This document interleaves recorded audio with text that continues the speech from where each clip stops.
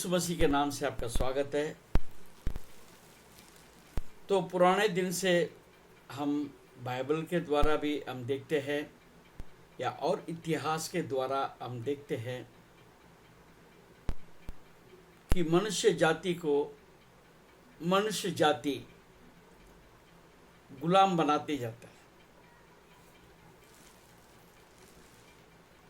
तो पुराने ज़माने में मनुष्य को दूसरे मनुष्य को बेचा जाता था। जो बिका हुआ मनुष्य जो है, जिसने खरीदा उसके इच्छा का अनुसार उसको काम करना पड़ता था। तो उसके बाद बहुत बदलाव होते आया। आज हमारे देश में ऐसा एक कानून है, किसी को कोई भी गुलाम नहीं बना सकते। बावजूद आज भी बंधक मजदूर आज भी है। उनके मजबूरी का लोग फायदा उठाते हैं। कैसे? उनको पैसे का लालच देते हैं, उनके ज़रूरत के लिए उस समय पर उनको ठोस कुछ पैसा दे देते हैं। उसके बाद उनके बच्चों को या उनके जवान बच्चों को बंदी मजदूर के रूप में भेज देते हैं। तो उनको बहुत कठिनाइयाँ झेलना पड़ता है।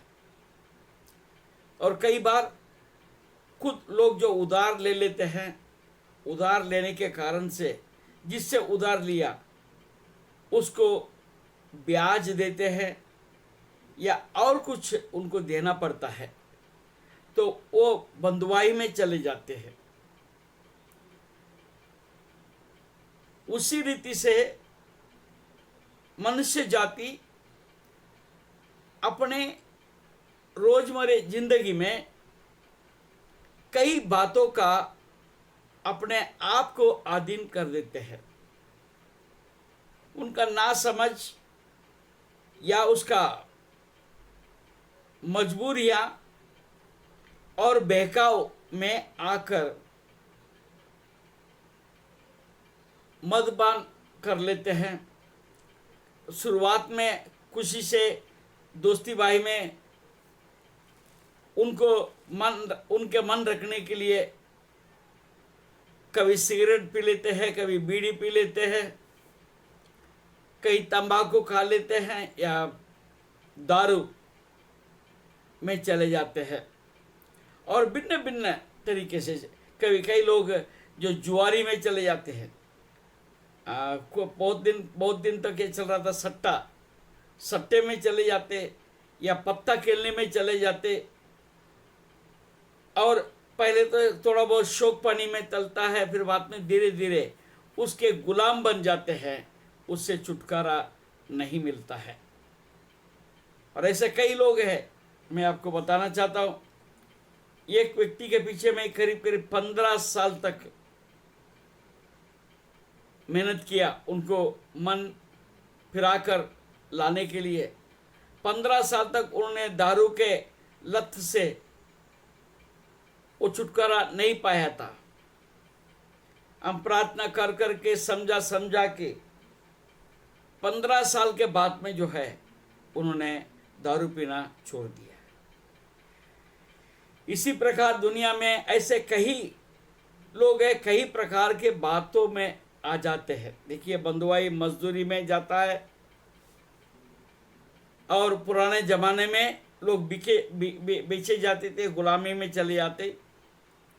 और कई बार ऐसा भी हुआ, हम देखे राजा दूसरे राजा का साथ लड़ाई करता है तो लोगों को बंदी बनाकर उसके काम में लाया करते। आज वो बात नहीं है। तो फिर भी एक देश दूसरे देश में एक दबाव को लाता है, क्योंकि उससे उसका कर्जदार बन जाता है एक देश। इसलिए उनके मन के मुताबिक, उनके कंडीशन के मुताबिक उनको चलना पड़ता है। इस तरह ये सब एक बंदी में आ जाते हैं। इन सब बातों से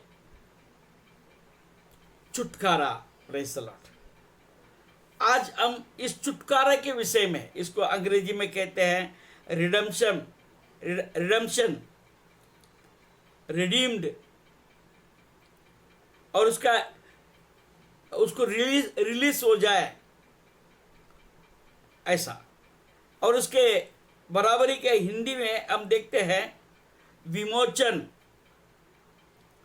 छुटकारा, उद्धार, मुक्ति,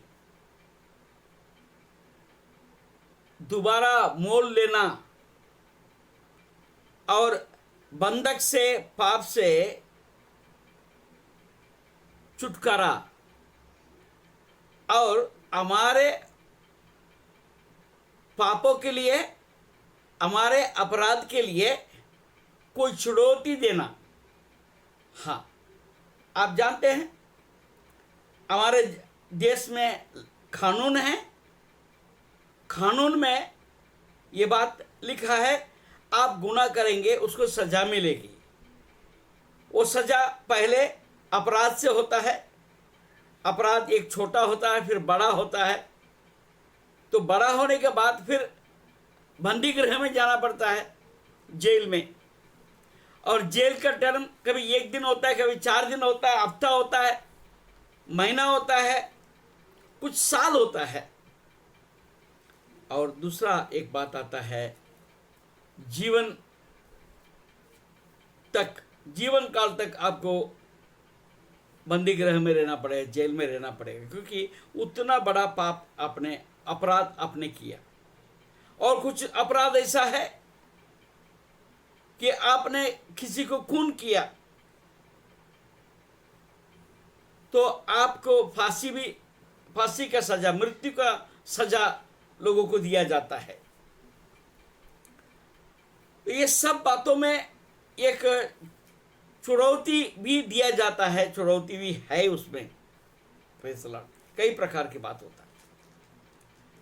पर आज इस विषय में बाइबल क्या कहता है, बाइबल में क्या उपाय है छुटकारे के लिए, विमोचन के लिए, उद्धार के लिए, मुक्ति के लिए? हमारे लिए कोई मोल दे सकता है क्या? ये सब बातों को हमें जानने की जरूरत है। मैं आपको बताता हूं, हमारे घर में ही एक बहन काम करती है, और उनको हम लोग बहुत ज़्यादा ये नहीं है, परंतु मालूम नहीं वो करीब 2 महीने से वो बेचारी काम कर रही है। उनका पति दारू पीते, काम में नहीं जाते। अब ये बहन अपने मायके से कई बार पैसा लाती है, और अनाज वगैरह भी लाते हैं, सब प्रकार की मदद होता है। तो कितना मदद करेगा कोई? तो अचानक एक दिन सवेरे वो काम पर आई, एकदम रो पड़ी, जबकि मैं तो कम से कम ज़्यादा उनसे बात नहीं करते थे। कई बार मैंने उनको बोला था, जैसा हमारे यहाँ या यूट्यूब में परमेश्वर का संदेश हम सुना करते या प्रार्थना किया करते हैं, तब उनको हम न्योता दिया कि आप भी आके बैठो। वो बहन कभी नहीं बैठी है, हम उनका कोई नहीं बोलते हैं, उनकी इच्छा है। तो जब एक दिन जब रोकर आई, तो फिर हमने उनके लिए प्रार्थना की, उनको समाधान दिया। उनको हमने कहा, बेटा एक काम करो, ये नया नियम ले लो, मेरे पास गिडियन के किताब हमेशा, गिडियन का बाइबल हमारे पास हमेशा तैयार रहता है। वो बाइबल उसको दिया, उसको बोला बेटा तुम ये बाइबल पढ़ा करो। एक 4-5 दिन के बाद ऐसे ही उनसे मैंने पूछा, क्या भाई तुम आज तो बहुत खुश लग रही है, क्या बात है? उस दिन तो रो रही थी। तो बोलने लगी, अभी मेरा आदमी दारू नहीं पीता ना, मेरा आदमी आजकल काम पे जा रहा है। ये खुशी की बात है।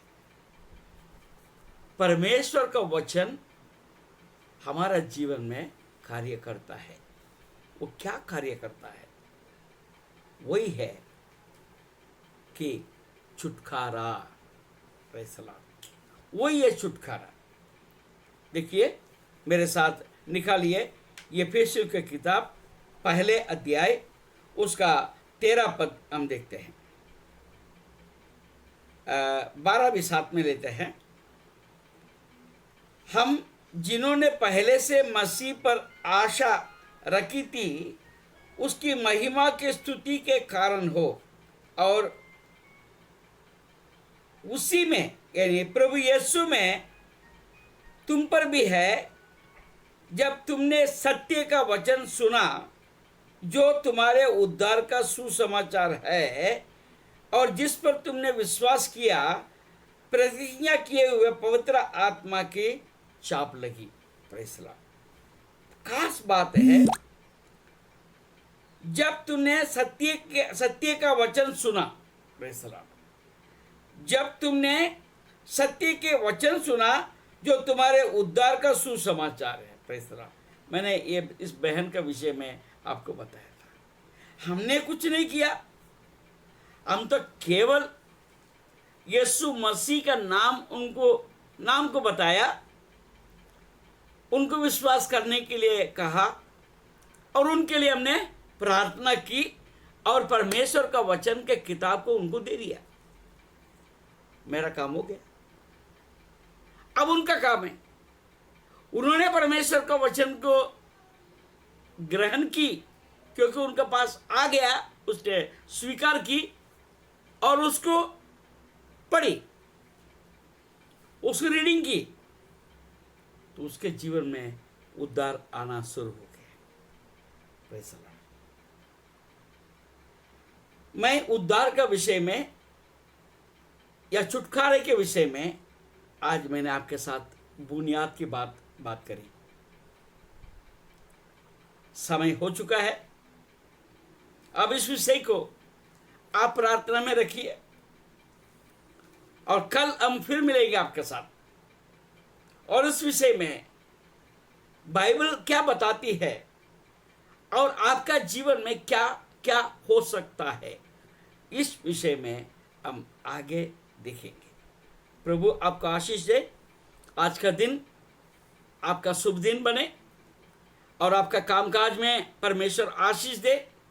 और हम प्रार्थना करते हैं परमेश्वर का आत्मा आपको अगुवाई करे, और उसके इच्छा के अनुसार आप चले, और परमेश्वर आपको रोशनी दे, उसका प्रकाश आपके मन में, आपके जीवन में चमके, ताकि आपके जीवन में अंधकार ना रहे।